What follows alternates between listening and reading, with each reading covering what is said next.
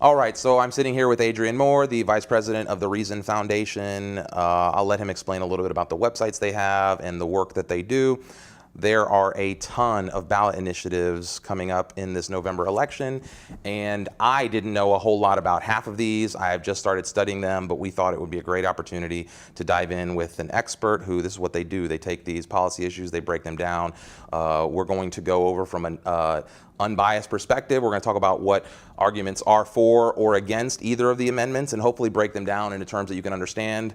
We'll then break these down and publish one a day upcoming through the election. So Adrian, welcome. Thank you for taking the time. Thanks very much. Awesome. So yeah, I'm an economist and I'm a vice president at the Reason Foundation, which is a national nonprofit think tank. We have a couple of parts to our organization. Reason.com is journalism. It's where we cover kind of the news and politics of the day and sort of thinking about the world. And then Reason.org, which is the policy side, which is where we get into like environmental issues, tax issues, education policy, et cetera, et cetera. I mostly work in that second part. And for the last 23 years, I've been working on all sorts of policy issues. And one of the things I've done for many years is analyze the ballot initiatives in a few states to try to figure out if I can explain them in plain English terms that everyone can understand, because if you've read any of these things, you know that they're confusing as heck. Yeah, some of them they've like put multiple, they've kind of like bundled them together, right? So there's multiple initiatives inside of each of the amendments. Yeah. Yeah, and some of them, like, they don't even go to, like, they don't even, Right. like, they're not, I could understand if maybe at some level they were combined, and so that's what we wanted to do. We just want to break some of these down. We want to give you, the voter, a little bit of information leading into this election to help make some of these decisions. Are you guys here in Sarasota? Are you where are you guys So based we're a out of? national organization. Our headquarters is actually in Los Angeles. We have offices in New York and Washington, D.C., but the vast majority of us telecommute. So I work from my living room on Siesta Key. I moved here from California a little over 4 years ago. Best decision I ever made since I got married.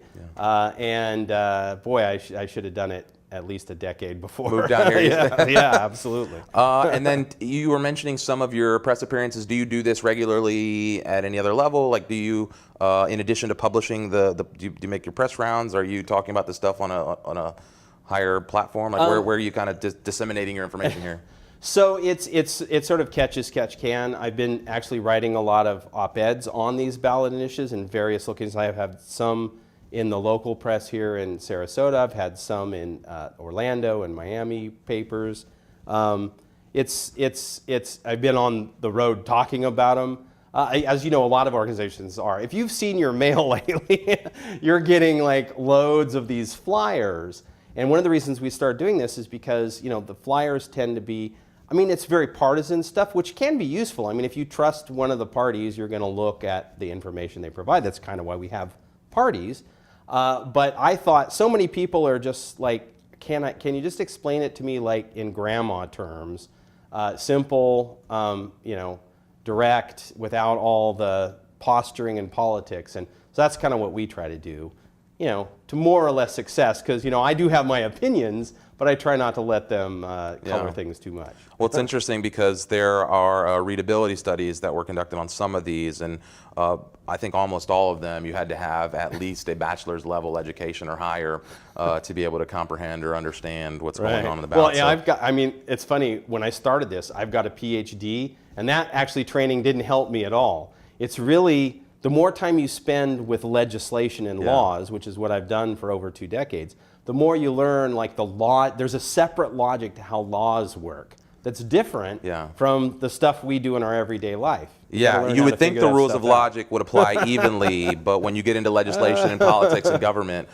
things just, you enter like a weird rabbit hole of... That's right. It's their own rules. Yeah, just whatever goes. So we're going to try to break some of this stuff down. We've got a stack of information here. There are 12 maybe more initiatives, because we're going to talk about some of the local stuff as well. So we're going to go through these one at a time. We're going to actually, I've got a clock here, so we're going to set some time on the clock. We're going to go through each of them and hopefully try to break these down again for grandma to understand, for your son to understand, for your sister, wife, whatever, everyone at a lay level to hopefully understand what's going on here. So let's get 5 minutes up on the clock. Okay, so number 1, constitutional amendment, Article 7, Section 6, blah, blah. We're not going to read those because I'm going to screw up the Roman numerals at some point. Increase homestead property tax exemption. Proposing an amendment to the state constitution to increase the homestead exemption by exempting the assessed valuation of homestead properties greater than $100,000 and up to $120,000 for all levels other than school district levies. Oh, for all levies other than school district levies. The amendment shall take effect January 1st, 2019. Right. So in layman's term, do you want to tell us what the heck that means? Yeah. Okay, so people who are permanent residents in Florida and own a home get a tax break, basically, and it's called a homestead exemption. And what it means is right now, the first $100,000 of the value of your house basically doesn't count towards your tax bill. And what this would do would raise that number so the first $120,000 doesn't count towards your tax bill. So it's a slight reduction in property tax bills for permanent residents in Florida. Yeah. So just to be a stickler, you said 120, it's 125. 25, you're right. So this is, what are people, I mean, this seems pretty basic, right? Like you're getting an exemption for the first 100,000, now you get 125. What does this do? I saw it does reduce an estimated $650 million in local tax revenue. So what are the pros, what are the cons here? So they took schools out of it. So all the levies that you pay for schools are totally unaffected by this amendment. But there's a lot of other, there's the state gets some money, and then cities and counties get revenue. Counties primarily get revenue from these property taxes. So because this is a small break for property owners, based on the idea that property values have gone up, so we should increase the exemption a little bit, is predicted to reduce some of the revenue that goes to counties by, like you say, up to a total statewide of a little over $600 million. That's a guesstimate. We don't really know what'll happen because, you know, if you think about it, the poorer counties who are more hurting for money tend to have lower property values, so the effects will be smaller there. And the places where there's lots of big, wealthy houses, where you will have bigger effects, presumably, tend to be wealthier counties. So it comes down to whether you believe, and we're going to find this with several of the measures here, is do you think small directed tax cuts are a good idea given the state's fiscal situation or not? And that's the trade-off everybody has to sort of assess. Does this affect, because one of the biggest issues, especially in our audience here, our constituency, the people that watch, is the affordability of housing in the region. Will this affect renters? Do you think, because this is obviously not for home, this is a homestead property, so this is where somebody lives. Does this affect people with multiple houses, with people that live out or inside of the state? Is there any other contingency that people need to be thinking about in that regard? Yeah, so that's one critique of this measure, actually. I mean, most people would say, well, yeah, why not give homeowners a tax break? I mean, in Florida, we sort of have a system that relies upon taxing tourists and keeping taxes for residents low, and this is in keeping with that. But this doesn't apply to renters. So only some of the people who live full-time in Florida get this tax break. The others, if you're a renter, if you're not a property owner, you don't benefit from this. Sure. Now there is another measure that addresses that, so maybe overall it all adds up. But yeah, this shouldn't affect housing affordability in any appreciable way. It won't affect housing prices in any appreciable way. It's really just a small change in property tax bills and a small change, presumably, in county revenues. And there's no catch-22 here. If you vote yes, you are voting to extend the extension and offer the tax credit to the homesteaded property owners. If you vote no, then you're voting against it. That's right. There's no. Fortunately, that part is straightforward. Yes. Yeah. Sometimes that could be confusing, right? A lot of times they do the double negative situation or something, but that's not the case here. So that is Amendment 1. Goodbye. Amendment 2. Here we go. Limitation on property tax assessment. So I'm reading right from the sample ballot here. This is the language you will see in the ballot in the voting booth. Proposing an amendment to the state constitution to permanently retain provisions currently in effect which limit property tax assessment increases on specific non-homestead real property except for school district taxes to 10% each year. If approved, the amendment removes a scheduled repeal of such provisions in 2019 and shall take effect January 1st of 2019. And so this is addressing a previous initiative that is set to sunset? Yeah, exactly. So this makes permanent what was a temporary reduction in property taxes for all the people who don't have the homestead one that we talked about in Amendment 1. So your rental properties, second homes, properties like that, now those get a property tax reduction that's locked in at 10%. To sort of balance things out with what the homesteaders get. So this won't affect rents per se. It means the owners of the apartment buildings and the rental houses will get a small property tax breaks, which should help keep rents down. It also it's also a small incentive to keep rental housing in the market, which is often a challenge in Florida. Having enough rental housing, it's certainly a problem in Sarasota. So it does provide a small incentive towards. Is there anyone saying not to do this? Because it seems like having some kind of cap on the property tax to make sure that the legislator doesn't come down and say, hey, we're going to institute a 30% property tax increase this year, because that would probably affect renters and everyone down chain to do something like that. So are we pretty much seeing unanimous approval to maintain this? There's no formal opposition to this. Nobody's filed any arguments against. So yeah, I think it's pretty widely considered to be a reasonable measure. Okay. So on instances like that, we won't take the full 5 minutes. I think that's pretty self-explanatory. Anything else you think that's relevant to the second one here? No, it's largely based on the fact that it's worked. So we did it, on a legislative temporary basis. It seems to be working. It's not having big effects on revenue, but it is helping the property owners who provide rental and vacation houses. So, if it works, keep it. There you go. And this is another one without any kind of crazy catch-22. If you vote yes, you are voting to extend that amendment, to extend that 10% cap. If you're voting no, you're a Scrooge. I'm just kidding. But apparently that's what the trends are saying. All right. Okay, stop the clock and boom. Okay, so Florida ballot amendment number 3. Voter control of gambling in Florida. This is where we start to get into some of the meat of these. This amendment ensures that Florida voters shall have the exclusive right to decide whether to authorize casino gambling by requiring that in order for casino gambling to be authorized under Florida law, it must be approved by Florida voters pursuant to Article 11, I think that is, Section 3 of the Florida Constitution affects Articles 10 and 11, defines casino gambling and clarifies that this amendment does not conflict with federal law regarding state or tribal compacts. The amendment's impact on state and local government revenues and costs, if any, cannot be determined at this time because its unknown effect on gambling operations that have not been approved by voters through a constitutional amendment proposed by a citizens' initiative petition. Blah, blah, blah, blah, blah, blah. What does this mean? It gets a little mumbo jumbo-y there at the end. Okay, so right now, the situation we have right now is we have gambling in Florida. We have casinos, we have dog racing, we have jai alai, horse racing, so we have all of that. Right now, if somebody wants to open a casino in, say, Sarasota County, Manatee County, wherever, they could go to the local government and the state government and get permission to do that.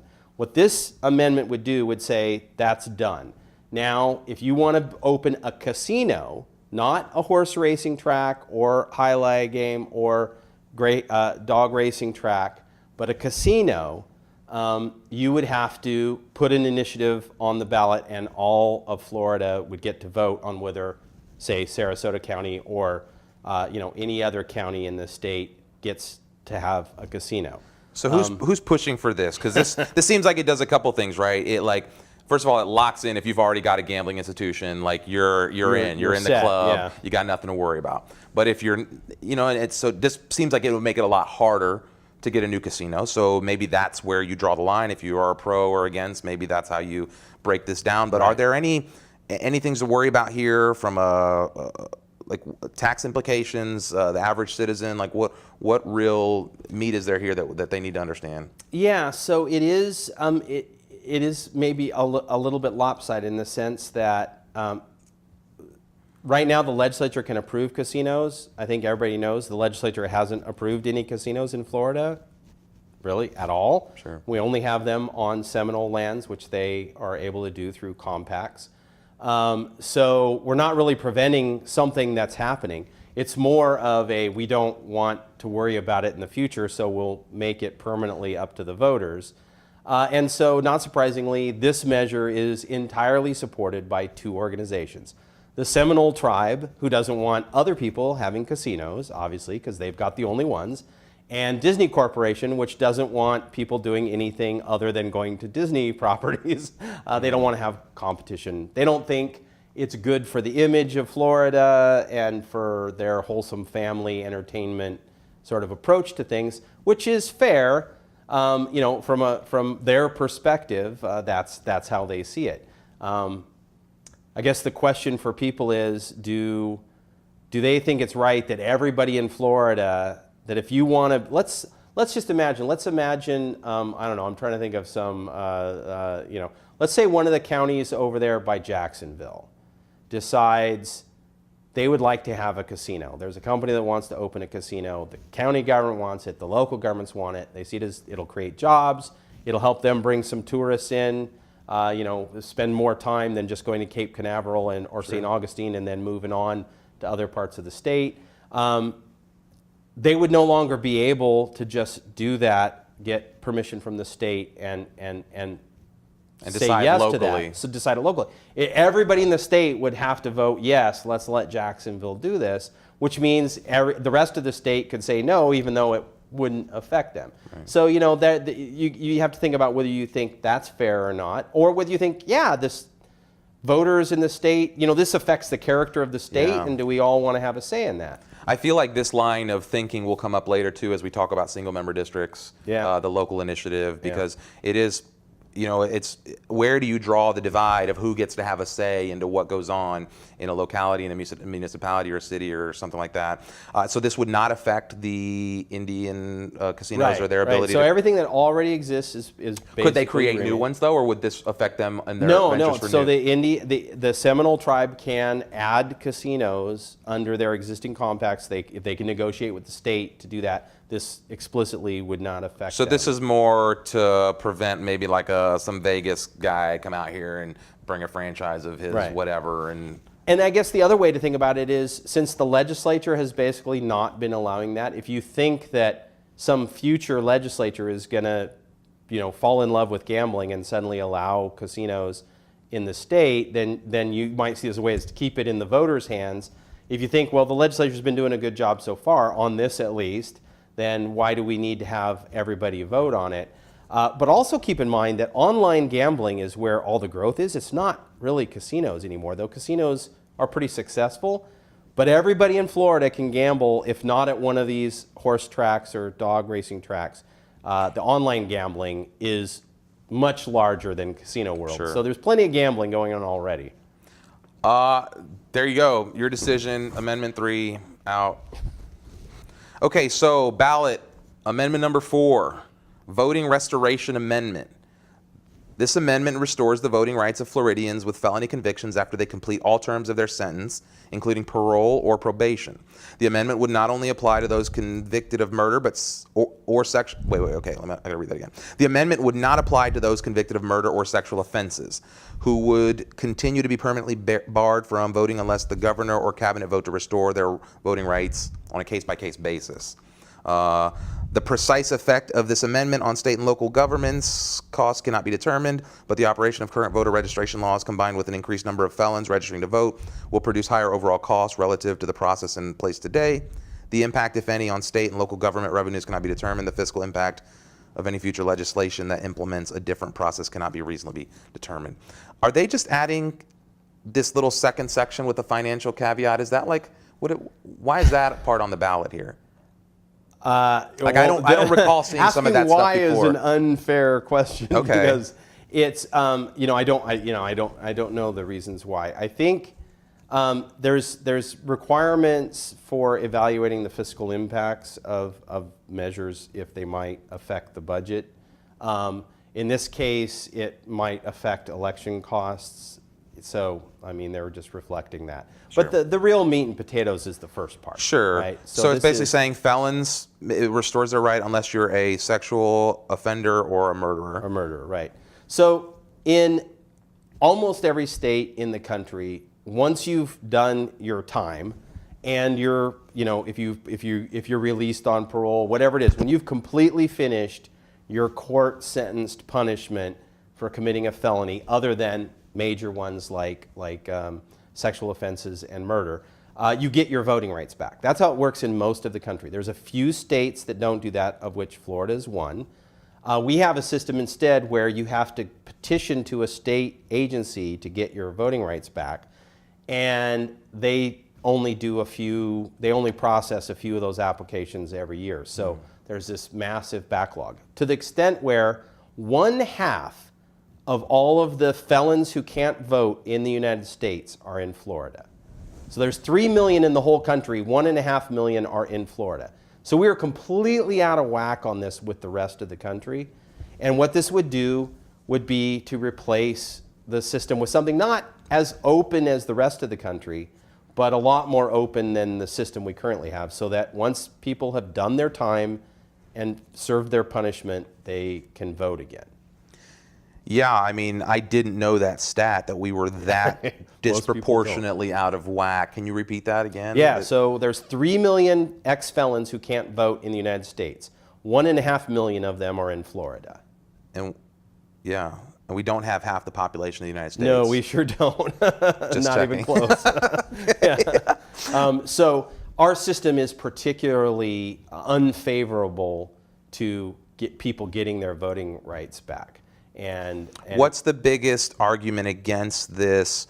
Are people worried that, it's like that they don't deserve the right to vote? It's too broad a sweep? Like, what's the main holdup here against? I think there's two arguments to it. One is there's a sort of a pure partisan argument. Okay, ex-felons tend to vote Democrat, so you can have a pure partisan reason to oppose it. There's a sort of a criminal justice that once somebody's shown that they don't respect property, then you should never be allowed to vote if you don't respect property. But that sort of ignores that people can change. And the whole idea of the correctional system is for people to change. Right. So that's the back and forth argument around that. I think there's also an argument that having a review system, which is what Florida has, where somebody's going to look at your file and make sure that you're not still a problem and therefore shouldn't be allowed to vote, kind of makes sense. I mean, I think, yeah. But if there's 5,000 people applying every year and they're only reviewing 100, that's not a system that works. So nobody's presented a way to potentially expedite that other process other than this. This is the solution of kind of carte blanche, do the whole thing. Right. So there have been attempts to reform the process in the last few years. Under the current administration, the process became much slower. So it went the opposite direction. So people said, well, the reforms are not going the right way, so we're just going to replace it. You could contrast, New York is one of the other states that does things the way Florida does. But they don't have a huge backlog, and they don't have half of the felons that can't vote in the country because their system works. The vast majority of people apply, and within a couple of months, they get their voting rights back, and a few people don't. If we could have that, we wouldn't have this problem. But after 10 years of trying, the state has not been able to make that system work. So this is where the reformers have gone to this to say, well, let's just go to the way the rest of the country is. Got it. That seems like it's pretty straightforward there. There's no crazy bundling on this one. And Yeah, I think, no weird double negatives or anything. and when you vote yes, you're voting to restore the rights. You vote no, you're voting against. Right. So that's pretty straightforward there. Okay, 5 minutes for number 5. Here we go. Start the clock. Okay, so supermajority vote required to impose, authorize, or raise state taxes or fees. Prohibits a legislator from imposing, authorizing, or raising a state tax or fee except through legislation approved by a 2/3 vote of each house of the legislature in a bill containing no other subject. So no bundling like they're doing on some of these amendments. This proposal does not authorize a state tax or fee otherwise prohibited by the Constitution and does not apply to fees or taxes imposed or authorized to be imposed by a county, municipality, school board, or special district. So this looks like it's applying specifically to additional state taxes. Can you That's want to? right. Yeah. Dive into a little bit of that there. That seems fairly straightforward too, though. So this is a super majority for tax hikes. I think most people have heard of this idea. We have a number of states in the nation have requirements like this. Florida is a relatively low tax state, so we have a low tax culture up in Tehachapi or in Tallahassee in the legislature, and so this sort of reinforces that in a way. I think it makes people, feel good that you've got to have a 2/3 majority in the legislature to increase taxes. Empirically, it's a good question how much it works. Like states that have put this in place tend to still be able to raise taxes. So I'm not sure, I'm not convinced that it really does limit things, but it does force things to be, if you've got to get 2/3 of the vote and not just 51% of the vote, then there's got to be a lot more discussion and a lot more agreement, which couldn't be a good thing. Yeah. So I think each person has to sort of look at this and think, do they think getting more of the legislature to agree before they raise taxes is a fiscally responsible measure, or are they worried that if spending keeps going up or costs? I mean, people point to healthcare costs. So some of the opponents say, if you look at Medicare costs, Medicaid costs, other healthcare costs, costs for state workers, these things are going up. If we limit our taxes, are we going to get ourselves into a bind that we can't get out of where we can't keep up the state? But nobody's saying you limit taxes. They're just saying we all have to agree as a bigger majority to actually increase the taxes. And again, Florida has a pretty, now, at least for the last couple decades, the taxes we raise are the taxes on tourists. The taxes on Floridians we don't raise very often. And so they won't have a problem getting 2/3 majority to raise taxes on tourists again, because that's easy, right? Sure. So, again, I suspect this won't make much difference in the long run, basically. So this is some of the stuff where I start getting into, like, what is the greater political ideology behind some of this stuff, and are we actually seeing spillover from like a national like ideological debate where maybe you're trying to lock in leaning towards a left or a right state position. Absolutely. And that's where some of this seems to have, it's maybe won't have an impact in the short run, but this is an amendment to the Florida Constitution. That's right. And so this is very permanent. If we're projecting forward and you think maybe Florida is going to become another California, then maybe you want to have one say versus another. And so this is where I think that comes into play, where if you're in tune with what's going on a national scene or the positions that are being made, maybe you see this in a different light than just on some of the local issues, but we don't have enough time to dive into that. Yeah, so. I'll just say you're absolutely right that if you think, we all know Florida's a purple state now. It's we don't know where it's going to go, but if you think the party composition of the legislature is going to change and you want to lock this in, that's one way to think about it. Sure. I think most people don't like it when the legislature passes a law that, we have the single subject culture in most legislatures where we say, look, if you're going to pass a law on, dealing with housing, it should only deal with housing. You don't want to throw, the more you throw, the way Congress does, where they make these potpourri bills, there's so much horse trading goes on and nobody really knows what's in the bill, right? The Congress is famous for that. We try to avoid that at the state level because that means if you're a legislature, you may really want part one but not want part two. How do you vote? And that's what we have here. If you don't like all three of these, you don't have any choice. You can only vote yes or no on all three. And that's unfortunate. Yeah, I think maybe we should take, because I agree, and I would love to maybe, like, why do they do that? Like, maybe we take, and we'll come back to the meat of 6, but how can they get away? Because it seems like even in the other one that we just read, in the language, it said something about this issue only or something like that. So it even says, that's like, right. in the language of the amendment before, 5, it's like, you can only vote on the one thing, or this thing can only be limited to one issue. Right. But then in here, it's like, well, you have to take all three as they come. And so again, in my mind, this goes to, let's attach a bunch of stuff to something that we either know is going to pass or may not pass, to then hope that we get our thing through. And it just puts people in a position where, like, and I couldn't imagine having a ballot where there were 20 of these initiatives. So that's sort of, in some ways, what drives it. So there's probably 2 motivations for the bundled ones are put on the ballot by the Constitution Revision Commission, which we have every 20 years, and it puts together a group of people picked by state leaders to suggest ballot initiatives to revise the Constitution. So that's a lot of what we have this election, because we're at the 20-year point, right?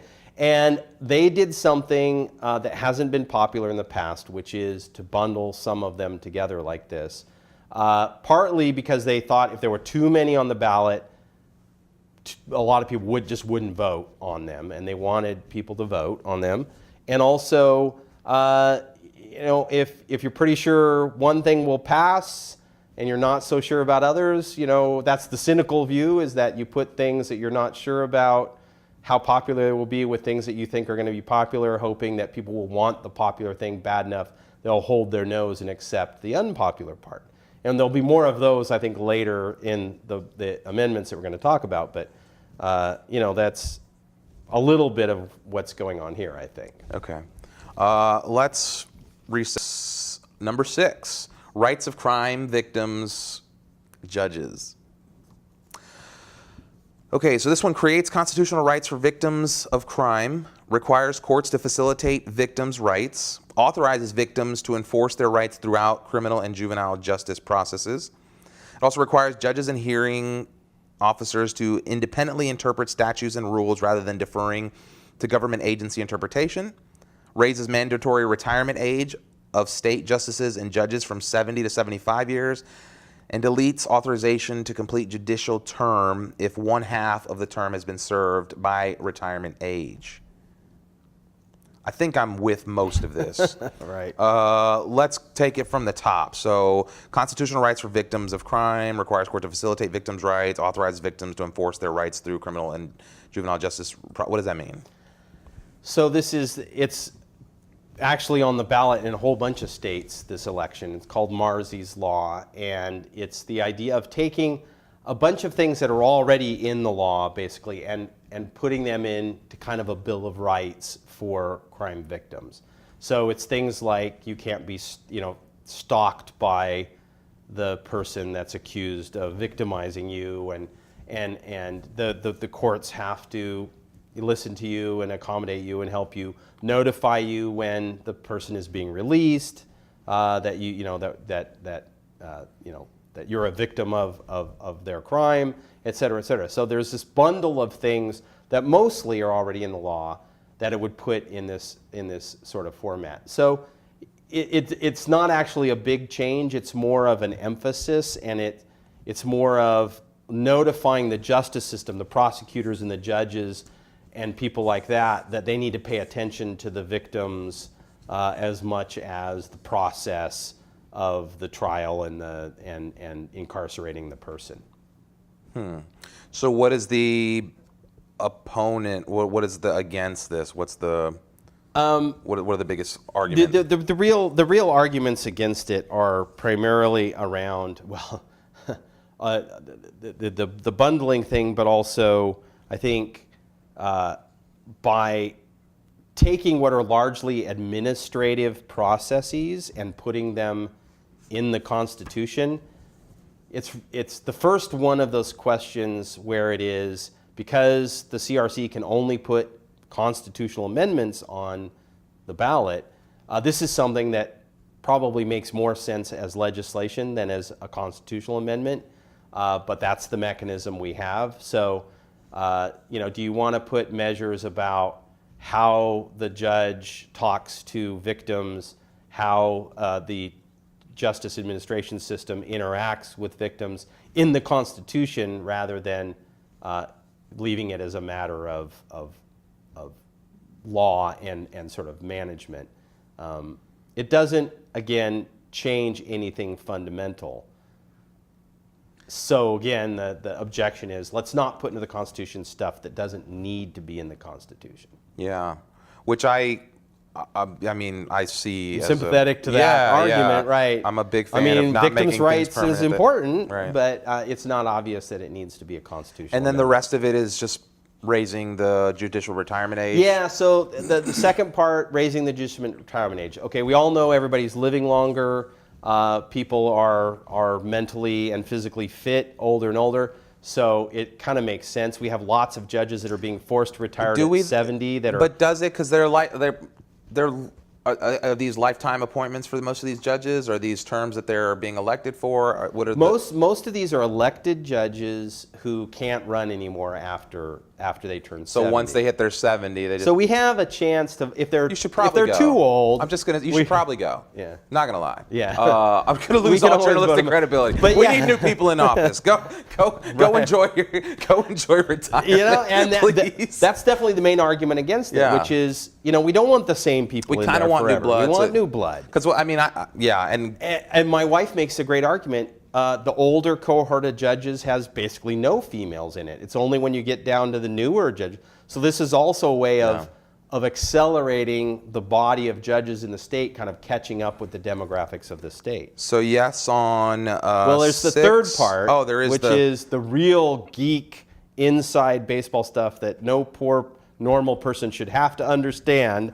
But I'll try to make it as as real world as possible. So basically, when the legislature passes a law and the department, the Department of Agriculture has to make it happen, right? They have to actually do the thing that the law says.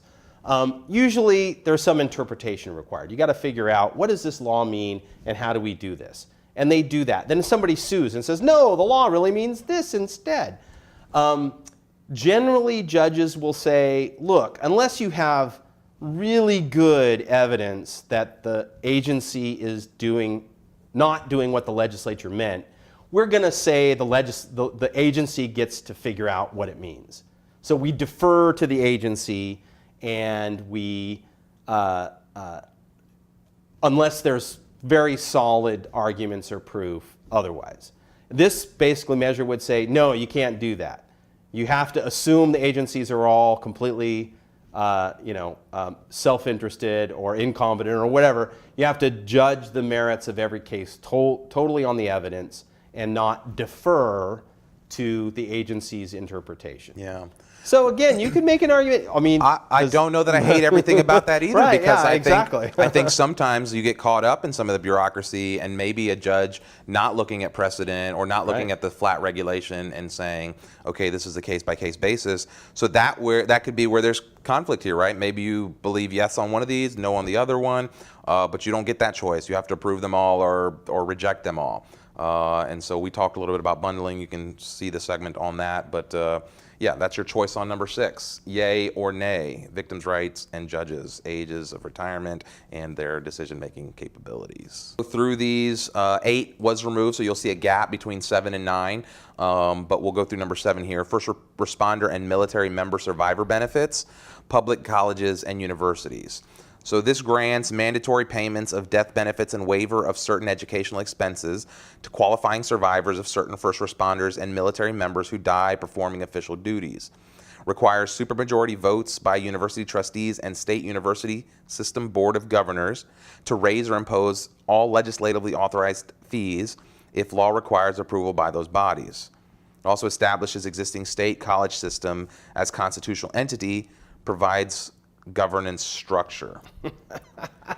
So again, it gets a little, the further in you get, the little more mumbo jumbo. it's like okay, first responder and military members, because who's going to vote against that? Right. And then also And let's then it starts consolidate the getting school tricky, board yeah. into. So it is. I think this one is really one where it's trying to combine something that I think everybody will go for with something that's much more controversial. So yes, providing survivor benefits, which is not. It's kind of.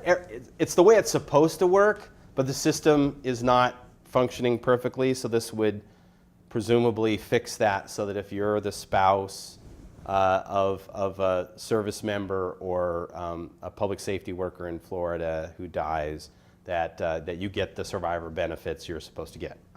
That's like, who's going to object to that? Probably pretty much nobody. But then and then even the second part requires supermajority votes by the university boards to increase fees. Yeah. Okay, that's kind of like the supermajority Seems for good, taxes, yeah. right?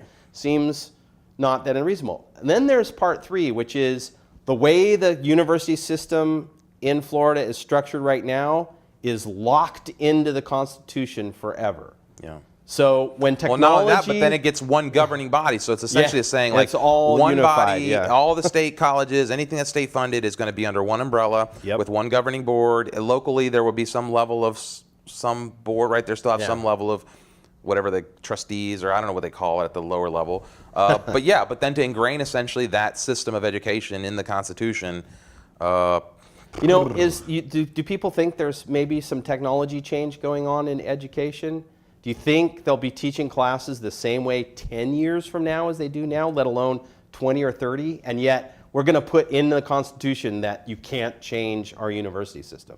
I mean, that is such a strong measure to take that I actually think, that this is a bad amendment. And I think the legislature will if people vote no on this, I bet the legislature will do the survivor benefits through law. That doesn't need to be in the Constitution either. All they need to do is pass a law to fix that. Yeah, and that seems like it's just a matter of function, because it seems like if you have a survivor benefit and you don't pay it to the survivors, well, that's just silly. Yeah, that's right. It does also extend who is labeled as first responders. It extends to EMT some of that, and some of the other.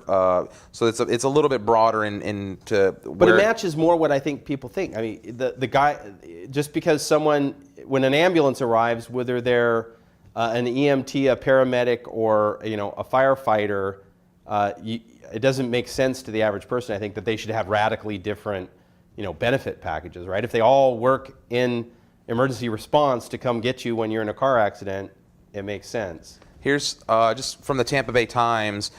This is another amendment that jumbles together the 3 issues. The fee issue is the major stumbling block here, as universities are already strapped for cash, which I disagree. Yeah. The university may be strapped for cash, but they've been increasing their prices like no other business or and the enterprise. legislature's been increasing their funding. Yeah, this idea that that they're having a hard time, like maybe they need to find other places to cut. I don't know. This is one where I think you got to dive into. How do you feel about locking in a state education system? How do you feel about I think capping their ability to, again, require a supermajority to increase fees seems reasonable. Obviously, the survivor benefit seems like something that is a no-brainer we should do. But again, yeah, I mean, there are a lot of people arguing that no matter how much you like any of the pieces of the bundled ones, you should vote no. Because we can always, if we want them bad enough, all we have to do is sign the petitions and get them on the ballot as a single thing. This isn't our only chance to solve these problems. Yeah, this is the kind of stuff that I think, unfortunately, that's going to pass, right? Like it's like an 80%. I was looking at some of the, I think it's so, like an 80+%. Because everybody's voting based on the survivor benefits, and they can't even understand what they're saying about the colleges. So it's like, yeah, whatever. On the colleges, it sounds okay.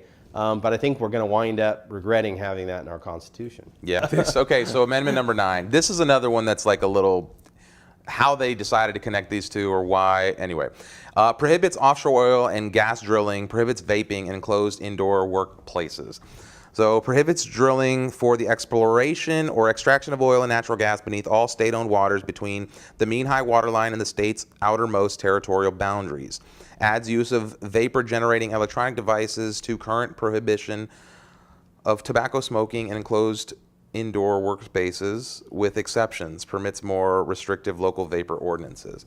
So you can either explore for oil or vape or neither or all of the above or whatever. You just got to pick, you know, right.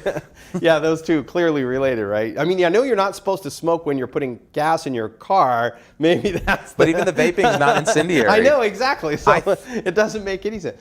Yeah, I mean, look, this is another one where, okay, everybody knows a ban on offshore drilling is super popular in Florida. So do you put something with it that maybe isn't going to be so popular? Yeah, you know, that's it really seems to be going on here. The offshore drilling thing, I mean, I have lots of thoughts on that. I think we would be far better off trying to manage offshore drilling and ensuring that they do it safely and protect the environment rather than banning it. Banning everything is ineffective. Right. Banning murder doesn't stop murder. I mean, bans don't work. Constructive engagement works.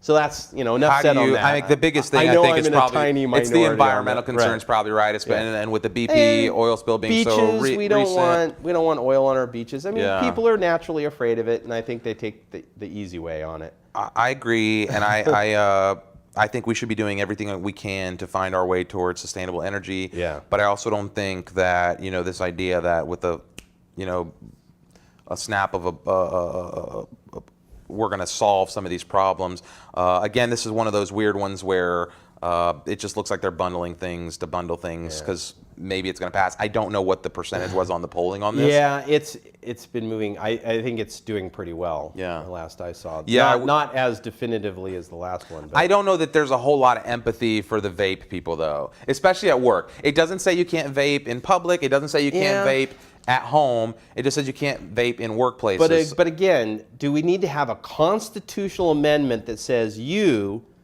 who own your business here, cannot allow one of your employees to vape in that business anywhere? That has to be in the Constitution? I don't think that. Really? I agree. I think, you know, like if an employer wants to make that decision. Go into restaurants and ask them, hey, do you allow vaping in here? And they'll tell you whether they do or not. 99% no.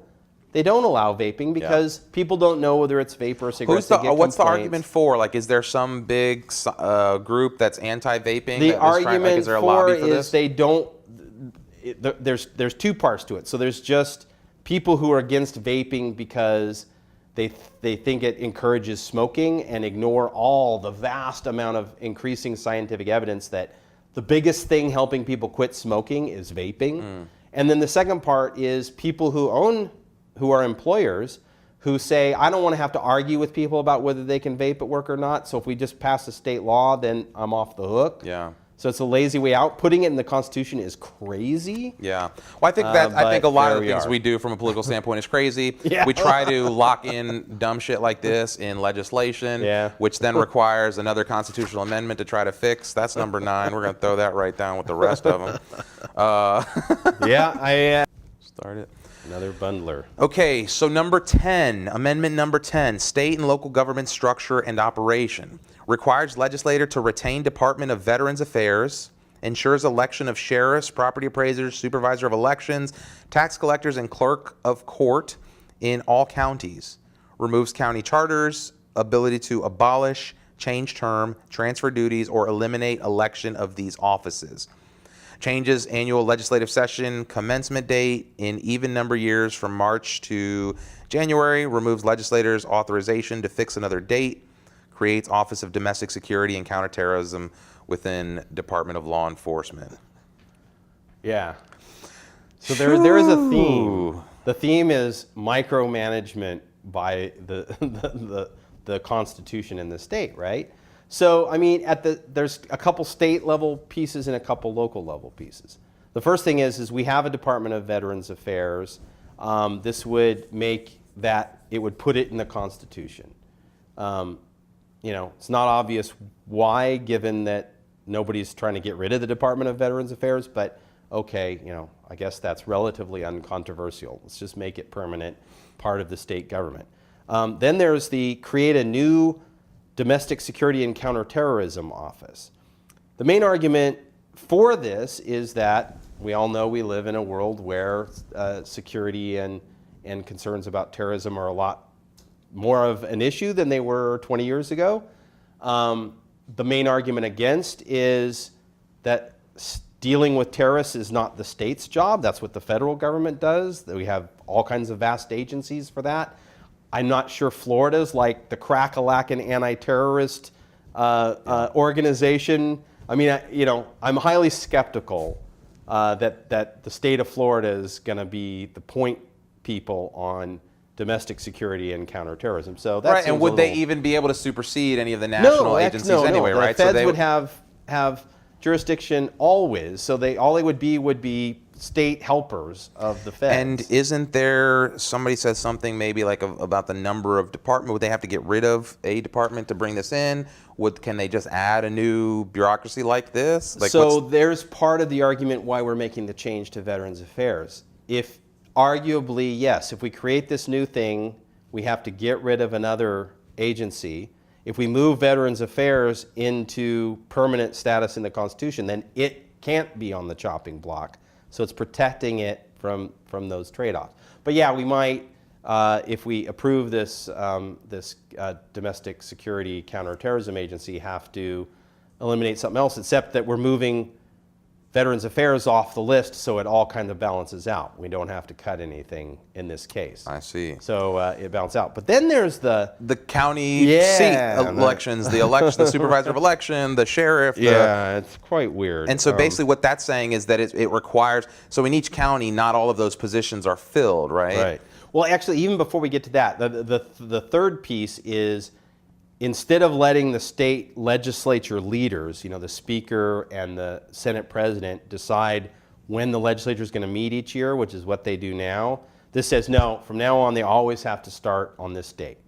So again, it's why do we care? Why not let the leadership decide that each year? But it's on the issue. It's there. There's not a lot of arguments for and against, other than everybody. It's good for lobbyists because then they would always know when the legislative session is going to start, right? So it makes their lives easier. But so the county part essentially is saying, look, we're going to put in the Constitution how each county should be structured in terms of what offices they have and whether or not they elect or appoint them. And that's going to be applied uniformly to every county in Florida, and you can't change it. So if Sarasota County wanted to say, I don't know, let's say we wanted to have a different way of doing our county clerk, or we wanted to break that position into two other positions, or whatever we wanted to do to run the county the way we wanted to run it, not allowed anymore once this is in the Constitution. Or, up in the Panhandle, maybe they want to elect their sheriffs differently from the way we want to elect our sheriffs. It's just locking in that every county has to be structured and elected local offices very, very much the same, which again doesn't make a lot of sense to me.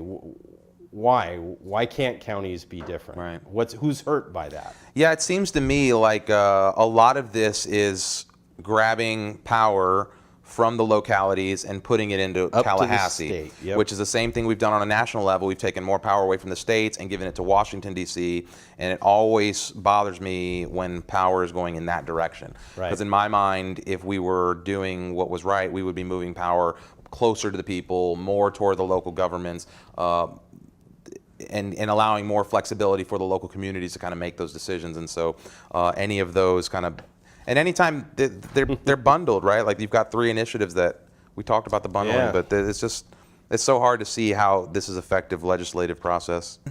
Start the clock. Amendment number 11, property rights, removal of obsolete provision, criminal statutes.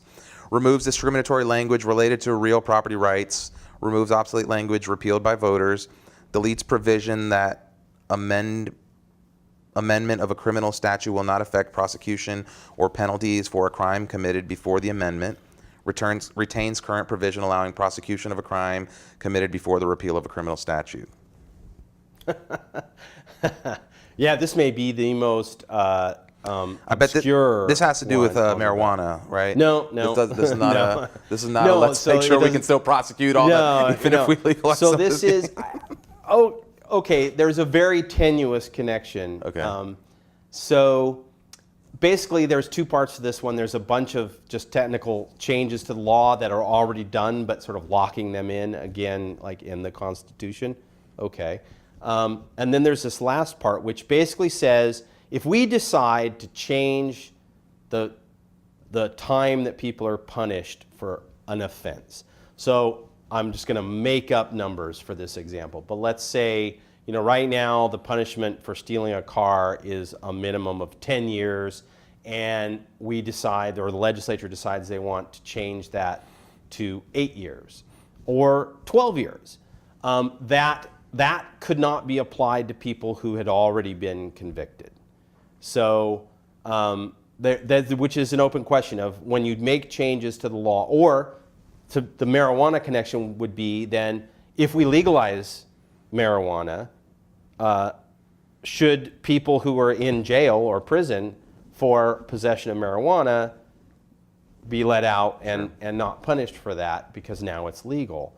And this says no. And this says, this would lock into the Constitution that you can't change the punishment for people who are already been convicted of anything. Right. So, there's again, it's not obvious that the state of Florida is doing that. So I don't know what we're trying to prevent. There isn't a lot of that going on, but there is some.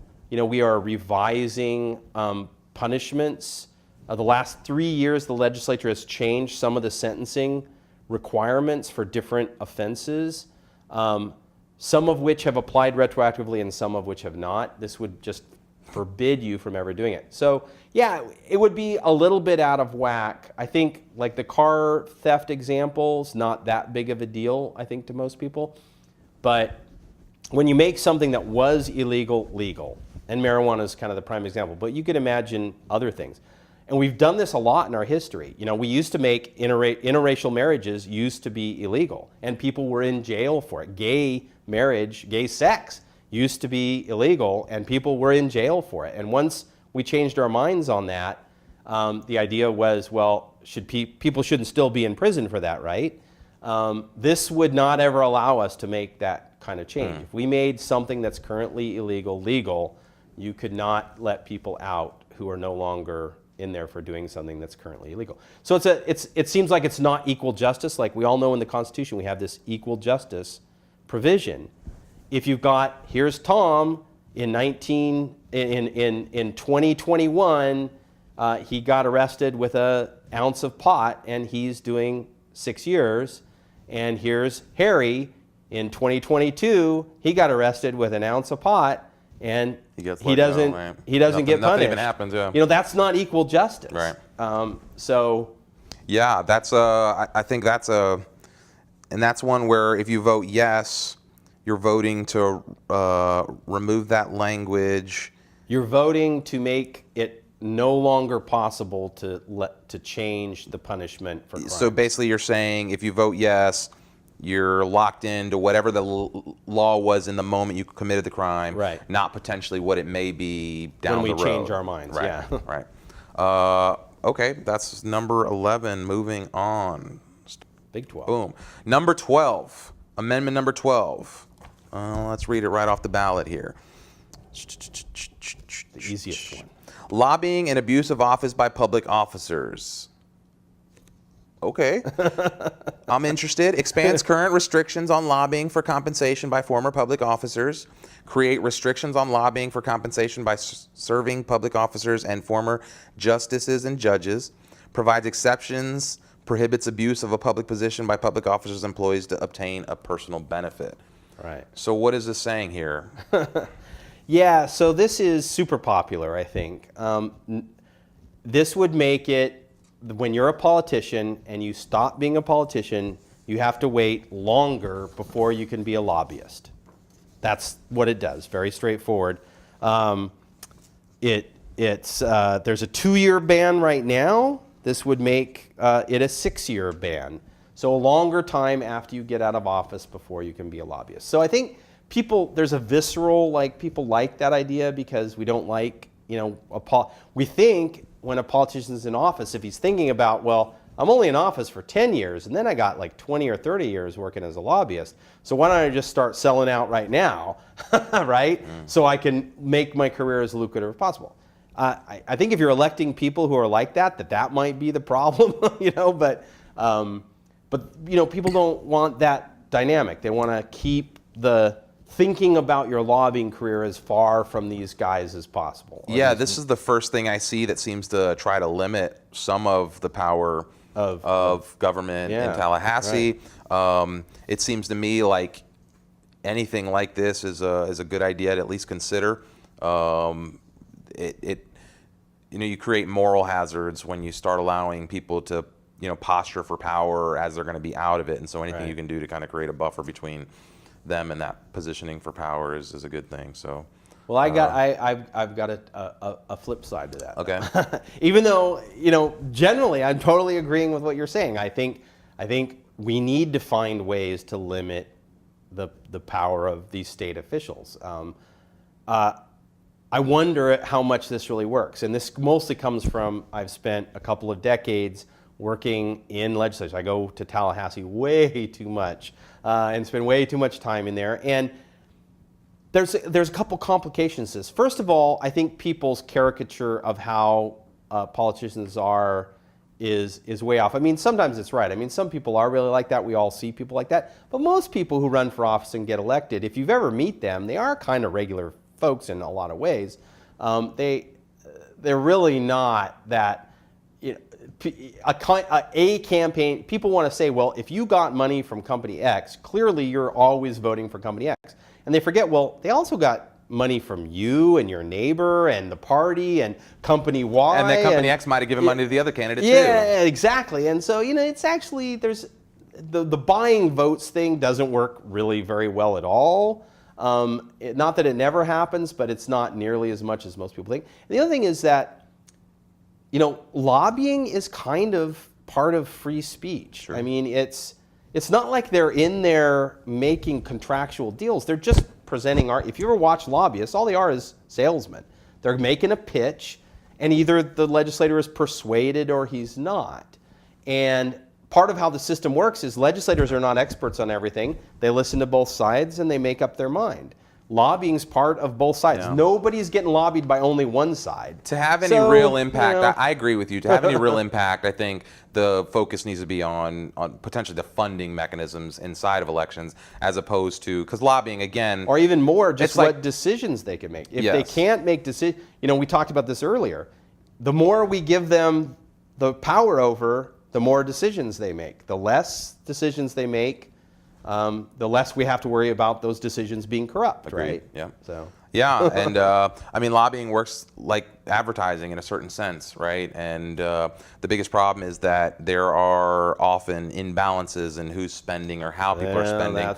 And again, that's a conversation for another time. Right. But what this does is it creates a buffer between the time you get out of your office in Tallahassee and step into the office as a lobbyist for 6 years instead of 2. Gotta wait 6 years instead of 2. There you go. All right. Okay, so number 13, this is the last of the state constitutional amendments. This is about ending dog racing. It's fairly straightforward.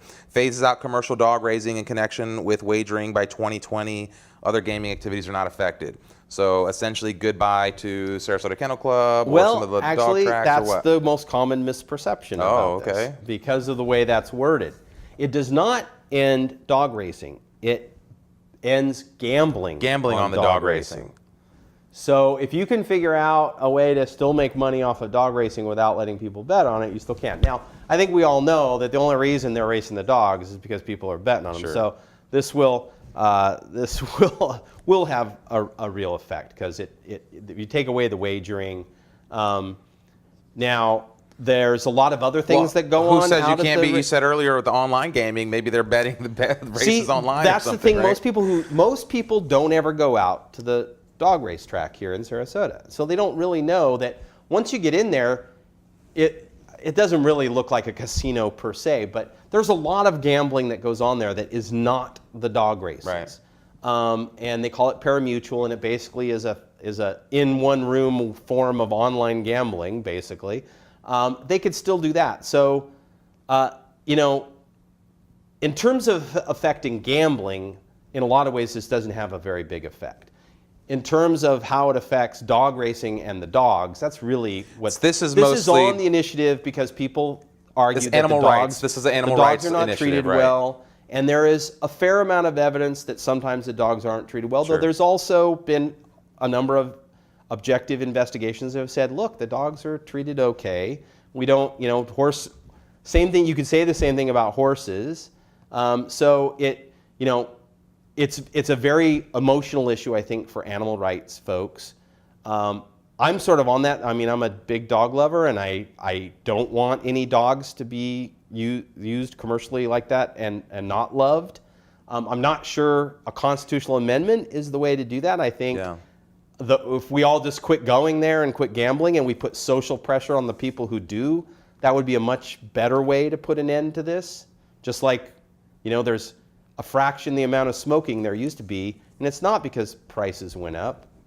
We've studied that as economists. It's not prices, Right. it's social pressure. Yeah. Social I pressure mean, it's works. not even the images of the charred lungs on the packaging. Yeah, no, You that know, like doesn't none of- do it either. Yeah. So it dog seems- racing is bad. I'm not sure. You know, I think this will be popular, but It I'd seems rather interesting see to us- me that this one ends up as a standalone. Yeah. And not like it's not packaged. Right, why is it not and all, bundled and up? Yeah. I don't so that. Well, this one wasn't done by the CRC, and Oh, they're the okay. only ones who can bundle. Okay, well, that- So this was actually the animal rights activist groups really got put this okay, on the so ballot. they got their. So, yeah. All right. Well, that I think is a wrap for the state issues. As you can see, can you see them on the camera? Can you see all the papers spread out there? Yeah. So there's kind of a lot to think about, and we haven't even talked about the local issues yet. And so maybe what we'll do is we'll just maybe we just put a few more minutes on the clock and run through some of that local Some stuff. of the key ones.